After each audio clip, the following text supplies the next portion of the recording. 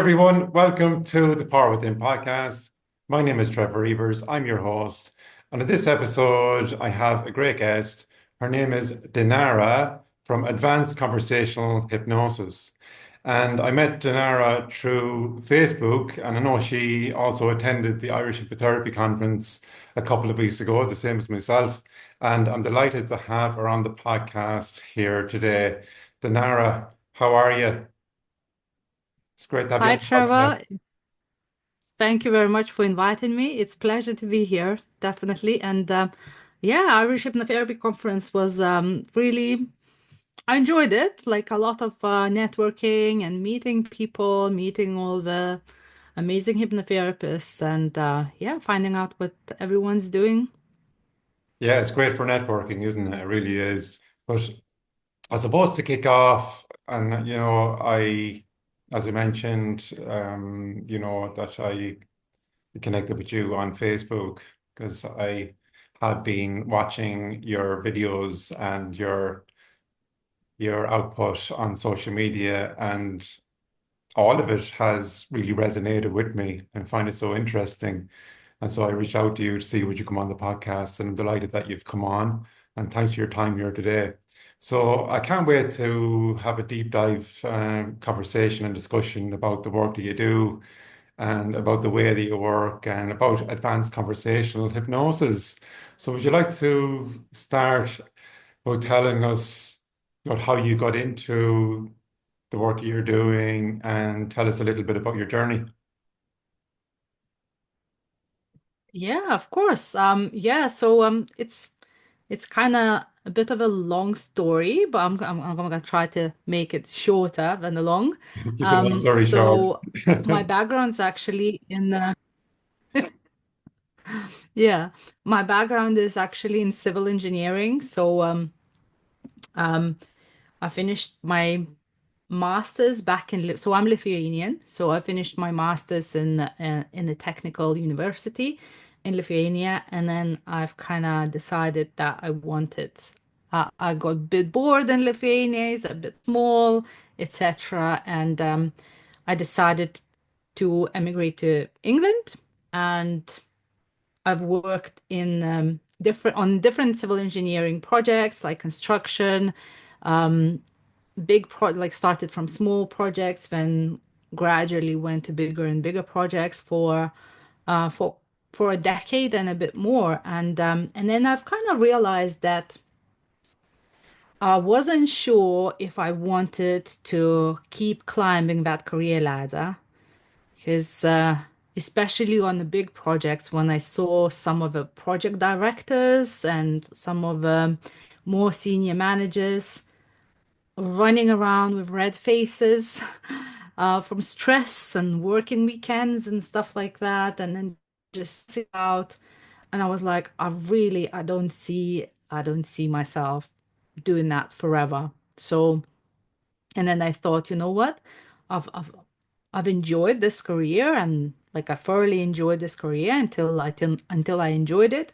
And then I thought actually I think I've kind of I'd grown it because I've developed in the way that is slightly different way than the my career was going, and I Right. wanted to be more in touch with people and yeah, and then I kind of started looking. I actually looked for my next career. I Right. wasn't just like, oh, I'm gonna start helping people or something, No, I was like, okay, what could I be good at? And what makes sense to me as a change. And I found hypnotherapy. First, I thought, okay, maybe I'm gonna like enroll back in university and go and do like psychology degree or something. And then I thought, like, I started reading up about things and doing more research, and I thought to myself, okay, so it seems like people are going to psychologists or talk therapy for like years. Yeah. And it's like, I don't know if that would feel very rewarding for me because it's like if someone's coming to me for years does that not mean that they're not progressing as fast? And being from that civil engineering background, I do love the efficiency and solving solutions, solving problems and looking for solutions. And yeah, and then hypnotherapy kind of like popped into my view, and I thought actually this seems to be like that's the best that I could start from because um, it seems effective. It seems like you find a solution, you go to the root cause, and etc. etc. And I'm familiar with the root cause from the construction industry because if there's a problem on the bridge, for example, we are not trying to like just paint it over or something. We are looking for the root cause because if if we don't look for the root cause, it could end up, in a bigger problem. If we think like, oh, I'm just gonna patch it up on the surface, that's like not acceptable practice in construction.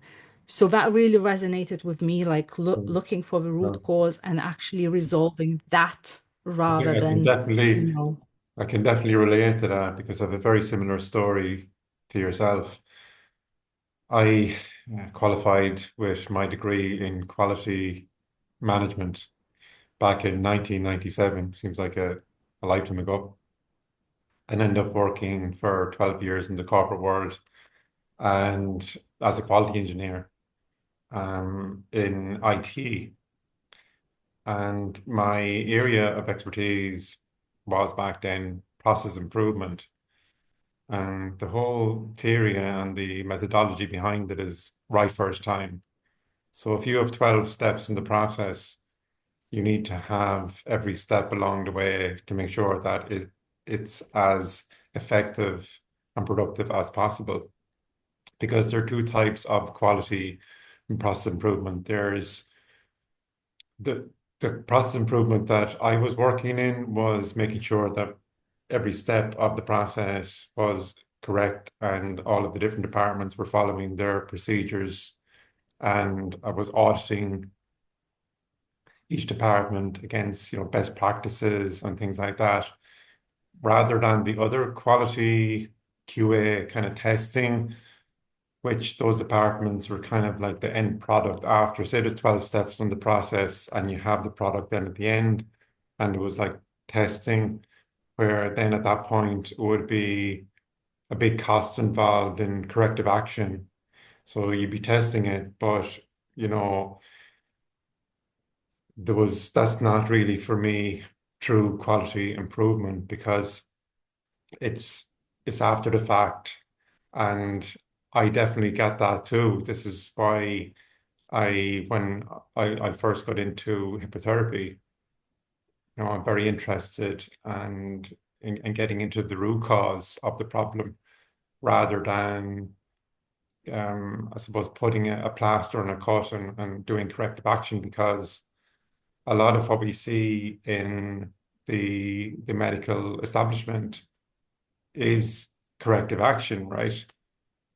In terms of not only the talk therapies, as you mentioned, the old school yeah, one-to-one counseling, but also the mainstream type of the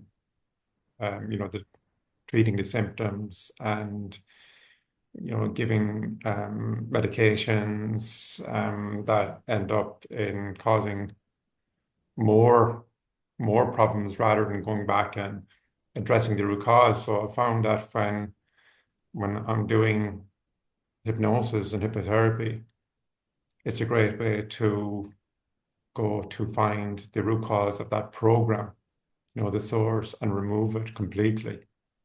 And I know I mentioned to you was before we press record here that one of your latest videos was on the topic of rather than just managing your problems. This is the great thing about hypnotherapy, that we can go to the root cause and get rid of that issue completely, and that yeah. is real freedom, isn't it? Yeah, that's yeah, exactly what it is. And it's like, these also as I said to you, like these coping skills, you know, they might be good for the beginning. Like for example, if someone, lost a loved one like a week ago, I wouldn't go straight away in for a session, because there's nothing wrong for them to be feeling sad, feeling grieving and stuff like that. So they might want to have some sort of a coping skills to cope with that grief in the beginning. But if that grief had prolonged for years and we are stuck in it, that's when we come in, isn't it? Because it's like there's a process, and the process of grieving kind of has to be uh, completed, and For then sure. people accept, the latest stage is acceptance, and after the acceptance they live their life. Obviously, that loss will always be kind of part of them, but when they reach that acceptance, then that's, they move Sure, on with their sure, life. But when they get stuck in a grief cycle and not accepting it after, a long period of time, that's when there's a problem, isn't it? sure, sure. And of course, we work with what we call the subconscious mind, right? Your unconscious, those deeper levels of mind where we can change those underlying issues and programs that may be causing problems on the surface. And I very much on the view that, the analogy of the iceberg, where the part of the iceberg that you can see coming out of the water is only the smallest part of the iceberg. It's only the 5%, right? And underneath the water, you have the 95% of the iceberg. And so I use that metaphor in explaining the difference between the conscious mind, the analytical thinking mind, the overthinking that can keep us awake at night.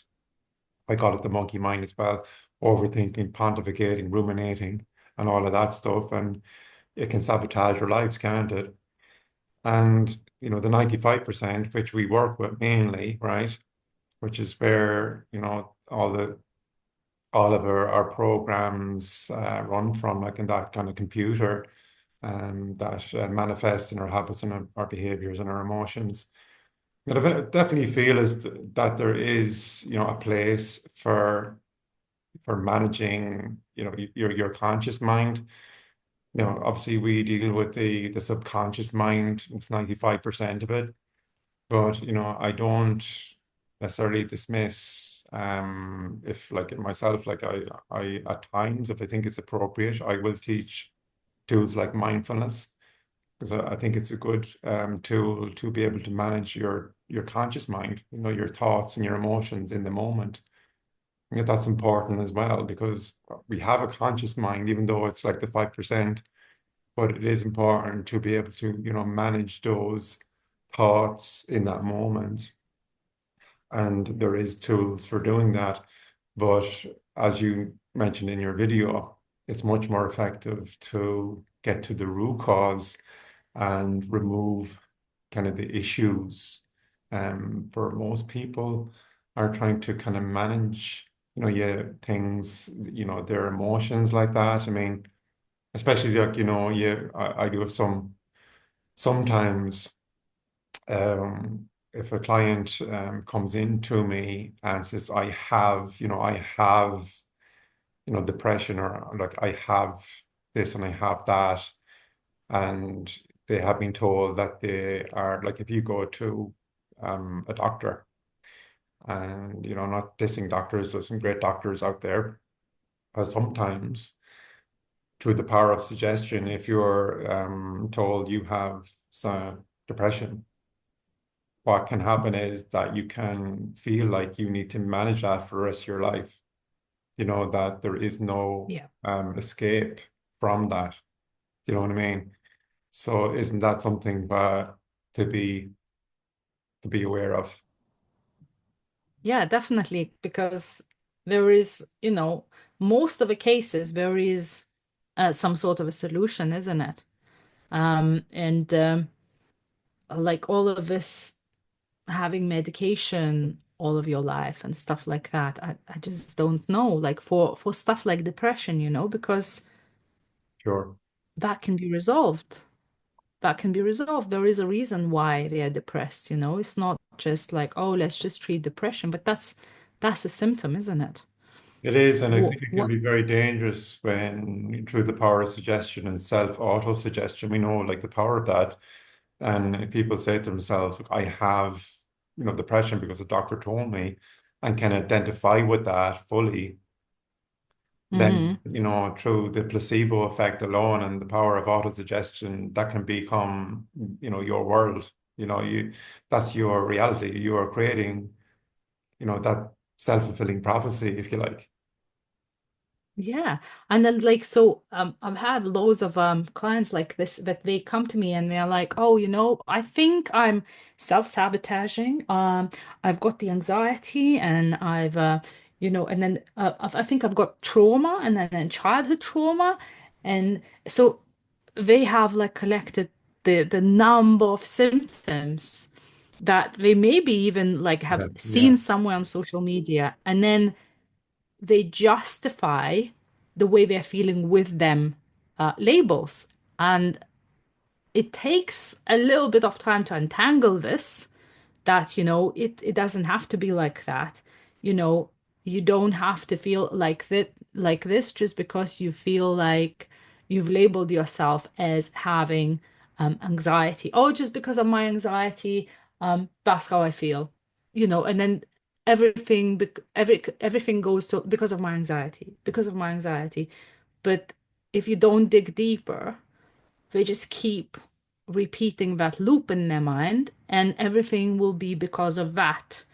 And that's a justification. And then, okay, so I'm accepting I'm always going to feel miserable because of this. So, yeah, I know exactly what you're saying in terms of like the people start identifying with their symptoms, isn't it? sure. And it's all about, as you know, empowering our clients to help themselves essentially. I mean, at the end of the day, I say to my clients to look at me as a facilitator, as a guide, that once you come here and approach the process with the correct mindset and ready to engage in that process and be responsible for your own outcome too, because so many people are stuck in that loop of victimhood, poor me, and I'm just looking for another reason to mark off the checklist that didn't work. Yeah. Yeah, yeah. And I think that's why I like the advanced conversational hypnosis, is because I'm not giving them the solution. I'm actually working with them so that they can find their own solution. And then in that way, they are empowered to take action, empowered to actually start feeling better. And it's not just because I told them to do this to feel better. They've actually discovered that for themselves through the process, that I actually made myself feel like that. So I can actually make myself feel better. And it's their own solution, it's their own action plan. There's I can only kind of guide them towards that direction. I can't tell them, you know what? If you do this, you feel better, because everyone's different. Everyone's so individual. They need to find their own solution. I'm not the expert of their problem. They've lived with that problem for decades, for example. So they've lived with themselves, and they are the ones who lived through their experiences. So they will be the ones who find their own solution. Sure, sure. Would you like to tell us a little bit more about advanced conversational hypnosis and the strategies and techniques that are involved? Okay, yeah, yeah, of course. I love talking about that. Yeah, Um, love to hear and it. um, so what I keep mentioning about advanced conversational hypnosis is that we don't really have techniques in there. We don't have like a formal induction. We start from what's the problem. And then when the person starts telling you about their problem, they are already going inwards. So when they go inwards, they express these unconscious moments, which are their like unconscious expressions, or their subconscious emerging to the surface. Um, and if you know how to like spot them, if you know how to deal with them, if you know how to utilize them, these are the most powerful things because the clients tend to lie about their problem. And I'm not saying in the malicious way that they lie, but they lie because Yeah. they don't exactly know. Or sometimes it is really uncomfortable for them to talk about that as well. So they are trying to like escape from facing the truth of what's actually going on. So even if they are trying to escape, when you know where to look, when you know how to spot these unconscious moments, you will know exactly what direction to kind of go. So, and that's basically that's what we call a hypnotic interview. And if you do the hypnotic interview really well, that could be all that your client needs. So I had sessions that lasted only like 35 minutes and they've resolved their problem because it was all me noticing the unconscious moments and just kind of going deeper with them. Um, and this is basically this is the subconscious therapy, isn't it? Because so basically what advanced conversational hypnosis does is like it strips away everything that's unnecessary. So if if you're like reading some sort of a script to your clients, etc., that's probably not going to help them that much, um, because it's not coming from them and you're assuming. If you're like creating something for them, you're assuming what their problem is. So whenever like the mindset that the hypnotherapist has to have with advanced conversational hypnosis is one, do not assume anything. Do not assume you know better. Like as I said before, your client knows better about their problem, even though they are hiding that in their subconscious. Then two, you have to like really be confident that you know what you're doing and that you know that you can handle anything that comes up in a session. Because if you are hesitating, if you are anxious and nervous about the session yourself, they will feel it. It's like your subconscious is already communicating with their subconscious.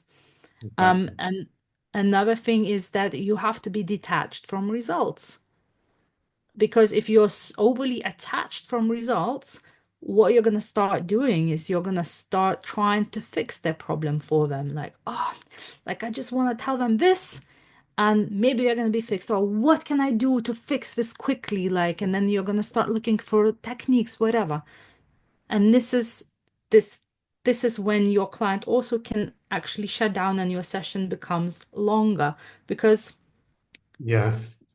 in general, people don't like be told what to do, pushed No. in some direction, even if they come for help, and even if they think your advice might be good. Because the more relaxed that we are, I know I'm sure it's the same for you. The more in the zone that we are when we're doing our sessions, like the better. I mean, if we're frustrated and we're a little bit nervous and if we're a bit phased, say, if somebody comes in and starts, fold their arms and go, "Oh, fix me," that's not what we want. Remember a few weeks ago, even a gentleman called me. I got a phone call and, "Hi, is this Trevor, Waterford Hypnosis?" "Yes." "Oh, Trevor, can you help me quit smoking?" "Yeah, I can. That's no problem at all." I says, "Right, can I ask you a question?" "Yes." On a scale of 0 to 10, 10 being highly motivated to stop smoking, where are you on that scale? Oh, maybe three. Oh, well, why are you ringing me then? You know what I mean? Yeah. So go back to me when, you're up at 9, 10, ideally on that scale. And that's why I actually stopped as well, giving out vouchers for Christmas for my sessions. I used to do that one time because what used to happen would be that a family member would give a voucher to their dad, a daughter to their dad, or a wife to their husband, or husband to their wife, to hear, they want them to do something. And here's a voucher to quit smoking. And then they come in January and feel obliged to use the voucher, but are not really doing it for the right reasons. And of course, that isn't good for them. It's not good for me. It's going to be a frustrating experience because the dynamic Hmm. is set Yeah, in wrong. Does that make exactly. sense? Yeah. Yeah, makes absolute sense. It's like I always ask if someone is trying to send like, their daughter, like I had people like, "Oh, can you work with my daughter?" I'm like, "Absolutely, I can work with your daughter. However, I've got a question. Does your daughter actually want To work with me. to work with me or want to work on this problem? Or does your daughter even Yeah. think that she has a problem?" Because also, like this is like again, for example, with alcoholics, right? And they who don't feel like they have a problem or who don't want to resolve that problem, the family are taking them to rehab centers and whatever. And I've known people like that, like in the community, and they've been in rehab centers like time and time and time again. Every time they come out of a center, they're back on the bottle. And they don't feel like they have a problem or they don't see like they want to resolve this problem. And they don't want to resolve this problem because the family forcefully took them to the center. And then every time they're coming out, they're back to drinking because they, you know. Yeah. So it's the same if you don't want to like and for some people like smoking, for example, you say like, oh, okay, like I'd like to quit smoking, but some people say I don't want to quit smoking. It's not a problem for me, you Yeah. know. So I think it's when they want to but they can't. It feels like they don't have a choice. That's when okay, I can help you. But if they are like, maybe I would like to quit smoking. I think like two, yeah, yeah, yeah. Out of 0 to 10, I'm at two of wanting to quit smoking. So you don't want to quit smoking. What I can't really. What am I gonna do for you in here? Like. So yeah, Exactly. Exactly. But we live and learn with that one. And yeah, so look, it does go back to getting like the right kind of clients, and to be in a zone where you're ready to help, and everyone has a different way to get into that zone. And sometimes that, like, if we tend to get the wrong clients in, that doesn't do any good for our own confidence, and trying that need to maybe feel like we need to fix them, as you said. yeah, yeah. And I've also known some people, some hypnotherapists are giving out like super cheap sessions. Again, you're gonna attract people who are not necessarily, Yeah. really motivated to change. They're like, maybe it's only 30 quid, I'll try. And it's like, so I've had like some students ask me, like, oh, what do I do if that client is, he's doing this and that, and then, session seems to be good, but like then they go back and they are not changing, they're not doing anything for themselves that they actually have found the solution, but they're not actually doing it. And I then always ask, okay, have they paid for the session? And because some of the students are practicing, but they're practicing on real clients. Mhm. And they're like, oh, no, we haven't.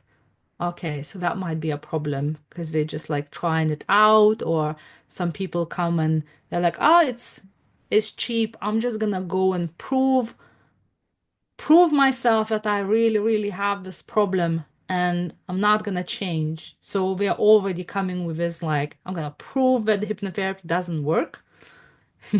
So, and then they're like, see, that didn't work. And they come out of your office and they're like, light that cigarette. So of course, if you don't actually want to quit smoking, you came to just prove that it doesn't work and you have an intention to light up the cigarette the Sure, moment sure, you step sure. out. And always a tip as well, because, it's something that I battle with over the years is that, through my social media channels, whether it be Facebook, whether it be whatever, email, website, the most frequent question that over the years that I get asked is how much? And I'm sure you've got that as well, where it's just two words. Someone sends you a message going, how much? And the answer to that question for me, I always put it back to them is, okay, before I even answer in terms of the English that I use, the wordage is the value of the service, the value of the service. Because, how much is smoking currently costing you in terms of your health and in terms of your finances? Because obviously it's not a cheap habit. For many, if they're smoking 20, 30, 40, 50 a day, it could be like, thousands of euros. So putting it back onto them to reflect on, hold on a minute, what impact is this having on my health and my finances? Because then the how much, I mean, if I say, okay, it's 300 euro, it's one session, that's the value of the program. That's, the benefit of the program. So you reframing that straight away and identifying that mostly people, when they ask how much, and I go back with that, mostly they don't respond because they're probably not ready. I mean, if the first question is always how much, that probably is a red flag already, you know. Not always, not always, but in most cases. So it's important. Yes, you're right. I mean, I've done pro bono sessions, especially when I was starting off, and one or two, you get a great result. But overall, you see, we know that like if somebody doesn't invest in their energy into the work that they do with us, right? They need to invest in it. Now, whether that's a financial investment or whether that's an investment in another energetic way. Like, for example, I had on Saturday a gentleman who drove from Limerick to Waterford to see me to quit smoking. And we were chatting, we had the session organized for a couple of weeks and he was looking forward to it. And he took that energy to get up that morning and get into his car and drive the whole way to see me. So already by the time that he got here, he had in many ways stopped, and the actual process, the hypnotherapy process was really just a ritual to ratify a change that he'd already really made. Yeah. That made sense. Yeah, makes sense. Yeah, definitely. Yeah. Like they have to be invested in their own success. But at the end of the day, like you could have the most fantastic, brilliant process in the world. So you go see someone speak, you're right, okay, they're brilliant. They're brilliant. And I'm going to take that process and use it. But at the end of the day, it needs to be right for you because if you're not confident in using, it doesn't matter what process it is, it's not going to be effective. No, you need to be, if you have a really simple process and you're confident in yourself and you believe in yourself and you're with your client, you're doing the simple things right, Yeah. because that's the thing that I think, can be overlooked a little with the work that we're doing. It take a lot of energy. I mean, and I get that from your videos as well, to that self-care, to look after yourself and be able to detach, right? Yeah, exactly. It's not a fast food shop. It's it's a service. And like I, for example, myself, I have two maximum a day, two sessions. Because again, with with advanced conversational hypnosis, even though it is very much in the flow, I don't do pre-talk as well. We literally just Right. go in, what's the problem? And they don't even notice how they are already in a session. And through the process, they might even get into trance, might even get into a full eye closed trance, and that's okay. But they might also resolve the problem without having to go into trance as well. So Yeah. that's also Yeah. okay. However, like my energy, I have to be focused. I'm focused, I'm curious. It's it's very much I have to observe them and etc. etc. And like my intuition is on board, and Yeah. all of it's happening. So Right. I don't like having more than two a day.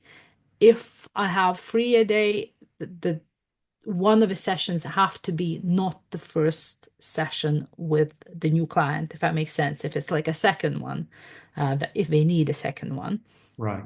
then I might have a third one. But two a day for me, yeah, that's how I like it. Good. Good. And you love the work you do. Obviously, you're passionate. Your passion comes across in terms of like the passion you have for the therapy. Yeah.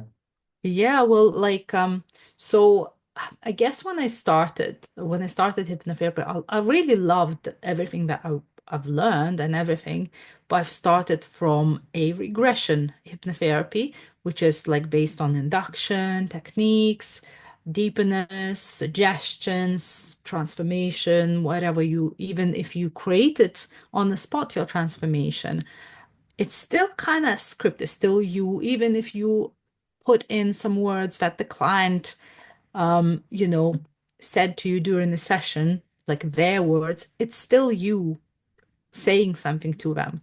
So, Yeah.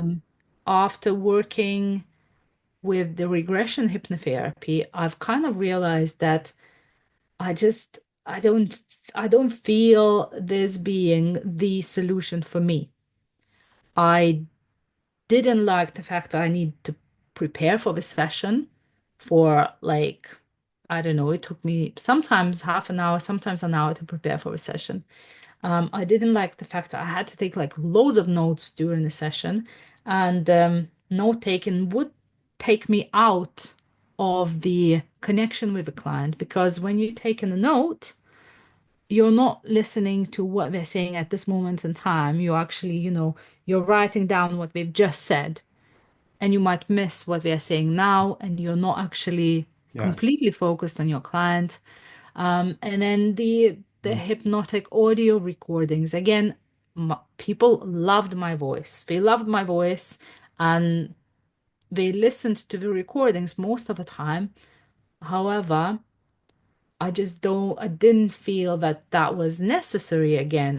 And I was kind of looking for a better solution for myself. Mm. And this is how like I came across the advanced conversational hypnosis. I absolutely loved it because I was like, oh my God, I literally go into session with a cup of coffee and I'm there with them on the screen. I'm noticing everything that's happening within their face, voice, emotions, whatever, because I'm so in tune with them. I don't have to do any note taking. I don't have to do anything. I have to be present and I have to use the skill that I've learned to go deeper. And after the session, they come up with a solution and they come up with the action plan for themselves. So I don't need to give them any homework because whatever I give them, they're probably not gonna follow through anyways. Because in the beginning, that's how I was work. I would be giving them the audio and some homework, or my like my starting niche was procrastination, so I'd give them different tools to manage time in a way that it wouldn't feel that the task is dreadful, etc., etc. But they wouldn't follow through, or they'd be like, "Oh, okay, I've tried this tool. It's okay, it kind of works, but I still feel this." So it's like, all right. And actually, when I just started advanced conversational hypnosis, the clients who I worked with at that time and I literally just tried it on them. I wasn't even like, it was my like first session with a real client. And two of our clients I tried on, and they were like, "Oh my God, that's it, I'm done." Because I had them on the packages, and I said, "How about we try this?" And I've already done 2 or 3 regression-based hypnotherapy sessions. And after I've tried that, they were like, "I'm good now, bye bye." I'm like, "Okay." And then I said, like, just for my own curiosity, I said, "Okay, so which sessions were most beneficial to you?" So both of my clients, when I asked them basically what was most beneficial, sessions that we've done in the beginning or at the end. And the beginning was the regression hypnotherapy, and at the end, I've done advanced conversational hypnotherapy session, and they both said the last one. And I was like, that's the whole proof that I needed. That's it. That's what I'm going to be using from now on. And literally ever since then, I have never used the regression hypnotherapy method ever again. And then, like, I'm so passionate about it. I started, like, I've become a teacher of this method, and I've started my own trainings and teaching other hypnotherapists, coaches, and therapists advanced conversational hypnosis. So, yeah. Great, great, great.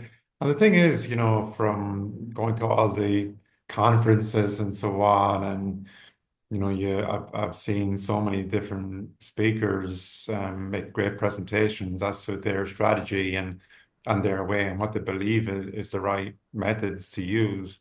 So you have the regression type hypnotherapy.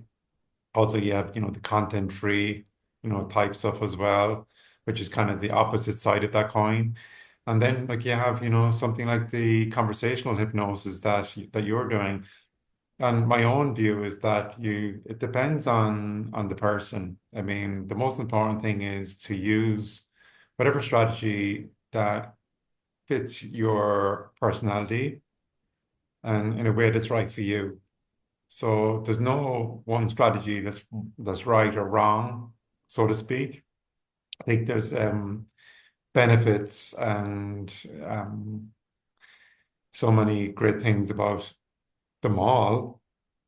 But again, for me, based on my 15 years experience, I tend to keep things simple and keep things kind of get the basics. If you're starting out doing hypnotherapy, whether you're using regression type hypnosis, conversational hypnosis, content-free hypnosis, whatever hypnosis that you're using, the most important thing is to build confidence within yourself and find a process that you feel good about and that utilizes your unique skills and personalities, and I said, in a way that's right for you.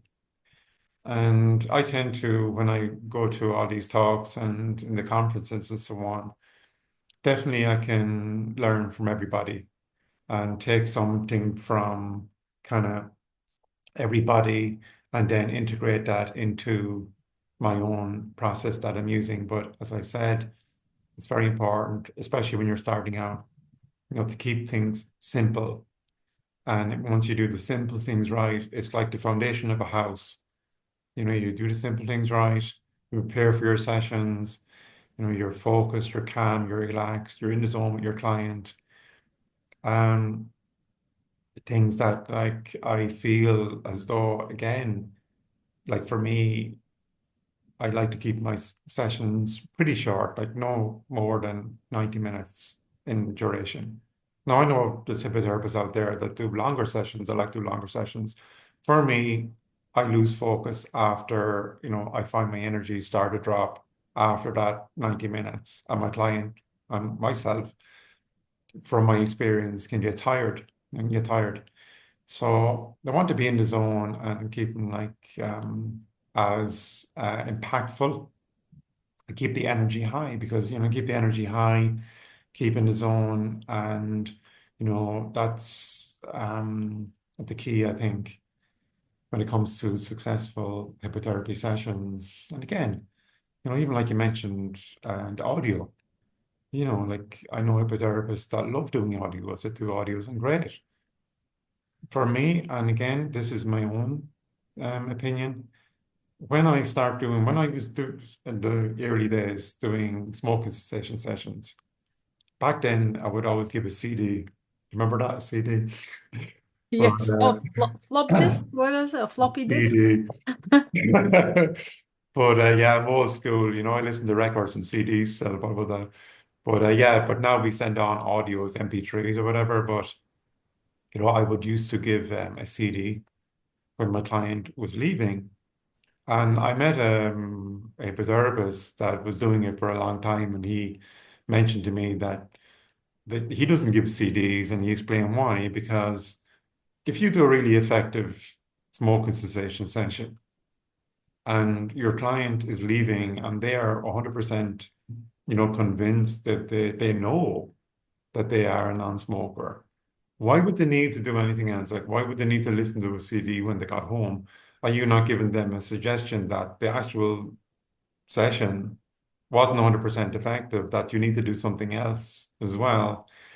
And also, I mean, like, there are times where I do give audios. If somebody, if a client comes in and I find that, they have difficulty relaxing, or, getting into the zone of where I can work best with them, then I would record an audio for them and get them to listen to that a few times to, help them prepare for the next session in terms of like fractionation. That's just going to help them. And so I think like there's a time for everything, time for audios, even CDs. But yeah, and there's little things like that. I mean, like following up with clients is another thing.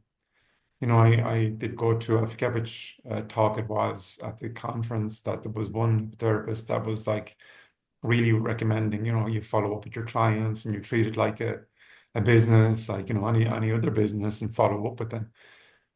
But for me, again, I personally do not follow up with clients. And the reason being is that, if I bring my car into a mechanic to get fixed, a mechanic doesn't ring me 3 days later to see how my car is, right? Yeah, So exactly. why would I follow up with them? I always say at the end, again, giving tips for therapists and this is conversational hypnosis, that you can actually easily sabotage your session by the words that you say to your client at the very end of your session. Yep. I learned this the hard way. I mean, and again, and you learn by your mistakes, right? I sometimes I would say, because this is the Irish thing to say, good luck, but what's the luck? Good All luck. the best. Yeah, all the best, good luck. And if you've any problems, let me know, you know what I mean? This kind of And they're like, thing. oh, am I gonna have Yeah, is problems? there a problems, yeah. So, or, I might even say, get back to me in a week and let me know how you're getting on. Well, hold on a minute. What have I just said there? Just reflect on the words I'm using. So if I'm saying something now, I would say reframe that into, or rephrase it, should I say, into, so, give us a shout next week and let me know how great that the non-smoking life is. You're giving them a Yeah. positive suggestion at the end.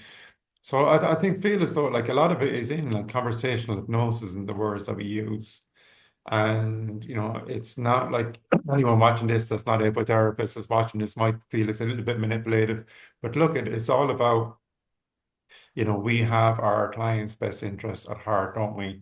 And we want our clients to be well. And it's about empowering, as we mentioned at the very beginning, empowering our clients in any which way we can, and helping them to feel comfortable, and so that they can get the most out of the work that we do together. And Yeah, that's for sure. And as you say, and I agree with that hypnotherapist that said that, no audios at the end, because what are you suggesting? That the session didn't work and you need the audio. And also another thing that might happen with the audios, that you might interrupt the processing, because whatever you say on the audio could actually end up triggering them. And I do remember myself when I was learning the regression hypnotherapy. And obviously, we have to do a lot of things on ourselves to test, not just to test, but to know how it feels as well and to resolve our own issues. And I had a session done on me, and the audio, in the audio, they said something, and that like straight away triggered me. And my brain, like I could feel my brain going like, no, no, no, what are you saying? Like Yeah, I don't resonate with this word, you know. So yeah, that's definitely. how it interrupted my processing, really. Definitely, definitely. And it goes back to, and I've said it already, you know, keeping things simple. I mean, and as you've said, like you've touched on this already, you know, what's the likelihood of our clients actually going and listening, taking time to listening to the audio. You know, not everyone does in the busy world, that the busy lives that they have. So with that in mind, I feel for me, a much more effective thing would be like, and it's what I do, is to give them a very powerful tool or technique that they can use, that they don't need to make time to use. For example, anchoring, you know, the NLP anchoring, you know, which like if you guide them into a resourceful state during your session, you can anchor that feeling, that state, and you know, show them how they can tap into again that same, connect with that same feeling themselves, that they are empowered to do that. And whether they're, you know, at work or whether they're at home or whether they're out and about shopping or standing in a queue in a shop, you know, they can, whatever, maybe touch their thumb and finger together and just breathe and in that moment connect to that resourceful feeling, which is much more practical, I feel, in terms of like, I find that my clients are much more likely to do that rather than go and take the time to listen to a CD, but as I said, or an audio. But as I said, there is a place for everything. But I've one eye on the time there, Dinara, and I have to say I've really enjoyed the conversation and the discussion that we have had here together on the podcast today. Thanks very Me much too, for Trevor. coming on. And so, before you say goodbye, is there any, would you like to share with us any words of wisdom for myself and my viewers, my audience here today before you sign off? So I've shared this on another podcast. I can actually share the same word of wisdom. Um, like especially for people who are watching, who are on the healing journey, um, to not look for problems if there are no problems. Because I know so many people, they are on the healing journey and they are like, oh, okay, now I need to heal this, or now I need to heal that. And they are on this like a constant cycle of reminding themselves that they are somehow broken, right? Obviously, if you have a real problem, definitely go and sort it out. But it's just sometimes this healing seems like never ending. It's got to end at some point, I think. And the more we look for problems, the more we will find them. How about we just start living as well, you know? Yeah. Great words of advice, you know. I find like, you know, you hear people all along talking about their problems, problem this, problem that, and problems, because even the word problem has a trigger, doesn't it? Problem when you say Yeah. the problem. It's So like yeah, problems with everything. And then, it's like, oh, I want to talk about my childhood. All right. So, how is this actually affecting you right now? Does this affect you? Or do you just want to like bring up unnecessary re-traumatization, Or like how if there's a problem at the moment, like if there's I don't know, you can't open up to people, or you too like whatever the problem might be, resolve the problem because that is a symptom. So when you're gonna go deeper from that symptom, that will reveal itself whether it was even your childhood stuff. Because again, everyone's got so many assumptions about things. Oh, this symptom means that they had childhood trauma. This symptom means that, oh, that everything was like created between ages 0 to 7. But no, it's not. Like some problems are created at this moment in time. So, you know, if someone does something really bad to you at the moment, like, when you're in your 30s, that's going to affect you probably. So, not everything needs to be down to some sort of assumption. And this is why I say, when I say, like, don't assume anything about your client's problems, because they might not be what you think. And if you try and stir them towards one direction that you feel that the problem is, and the problem is someone somewhere else, you're not gonna help them resolve it, because they're gonna be exploring something different, and the symptom that they're experiencing is gonna stay because the problem was not where you thought it was.